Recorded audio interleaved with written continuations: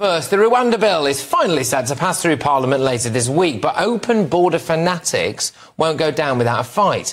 The controversial charity Care4Calais has recruited hundreds of volunteers to identify illegal migrants who are due on the first flights and help them make last-minute appeals to stay in the UK. Its chief executive, Steve Smith, told the newspaper, "We know this is a desperate government who are going after those with the least likelihood of being able to secure legal support to challenge their Rwanda notice. If Parliament passes the Rwanda Bill next week, we will leave no stone unturned to identify those at risk and signpost them to get legal support." Well, while Care4Calais like to take the moral high ground, they do have some blots on their record. Just last year, they were reprimanded by the Charity Commission for serious misconduct and mismanagement. Before that, their founder, Claire Mosley, stepped down from the board amid claims that she had an affair with a Tunisian migrant. And after breaking up, he tried to set one of their Calais distribution warehouses on fire. She separately threatened to drag a volunteer out of a room by her effing hair. I'm joined now by the former head of the National Counter-Terrorism Security Office. It's Chris Phillips. Chris, thank you very, very much. This is the first one I want to talk to you about tonight. How worried should we be in this country about groups, I would argue potentially masquerading as charities, like Care4Calais, doing their best, their level best to keep people in Britain that we have scheduled for deportation? Well, they're creating a huge danger because we know for a fact that many of the people that have come over, many aren't criminals, by the way, but many are. And of course, what we've seen is some of those people turn to terrorism. And I would suggest that some of those people are actually here because of charities such as Care4Calais. What I can't understand is, you know, if this was a kind of hairy Albanian man who was stood on the beaches of Calais or somewhere nearby and saying, you know, we can offer you a little bit of support, we can, you know, feed you and clothe you, and there'll be someone meeting you on the other side with a bit of legal advice or whatever. I think that people would really take quite a dim view of that. But if you call yourselves Care4Calais, then all of a sudden that's OK, Chris, and it just seems a bit bizarre to me. It's a double standard, isn't there?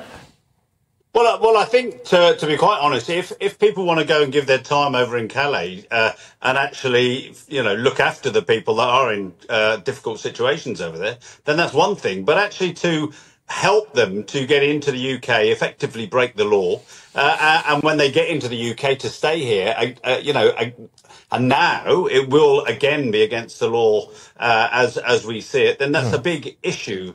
And I think the fact that they're a charity just makes this so much worse.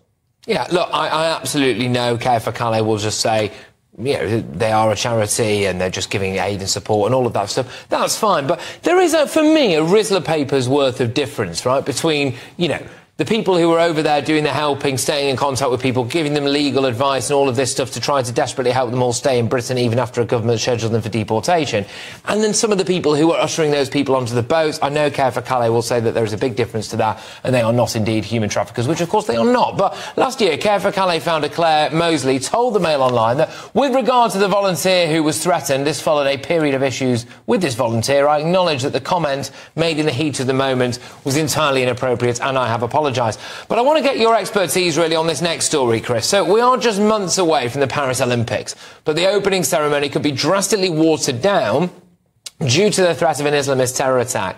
The current plan is to have national teams sailing down the River Seine on barges, but French President Emmanuel Macron is considering shifting the entire event to inside the Stade de France over security fears. This follows threats last week made by the ISIS death cult against Champions League matches held in London, Madrid and Paris.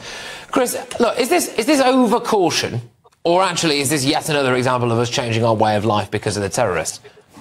Well, it's a little bit of both of those, actually, Patrick. And I think the French do feel the terrorist threat probably more intensely than we do. In fact, they raised the terrorism threat to the highest level after the attacks in Moscow just a few weeks ago.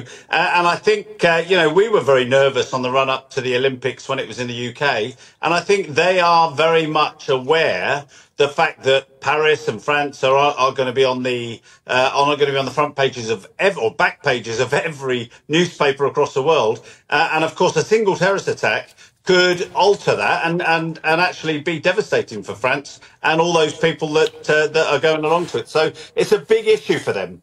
Is this just it now, though, Chris? I mean, is this just where we are at, where any large-scale joyous event that may or may not involve some barges down the River Seine has to be confined within a much smaller area so that the armed police can keep the jihadis out? Is that just where we are now as a world? No, we've fought against that, of course, and the whole point of counter-terrorism policing and the work that the security services do is to allow people to live their normal lives. Big events go on, every day of the year somewhere, and we've got to police them properly. But if you've been to France, right across all their big cities, you'll see little teams of soldiers walking around with guns because they do fear terrorism. It's much closer to them over there. Look, Chris, thank you very much. It's a good point to end on that, because I actually would not be opposed to that over here. And I know that it's not ideal at all to see people walking around, armed police, or whether it's members of the military. I suppose it's a personal question to ask, though, isn't it? Would you feel more or less safe if you knew there were more people with guns, the good guys with guns, walking around? That is the former head of the National Counter-Terrorism Security Office, Chris.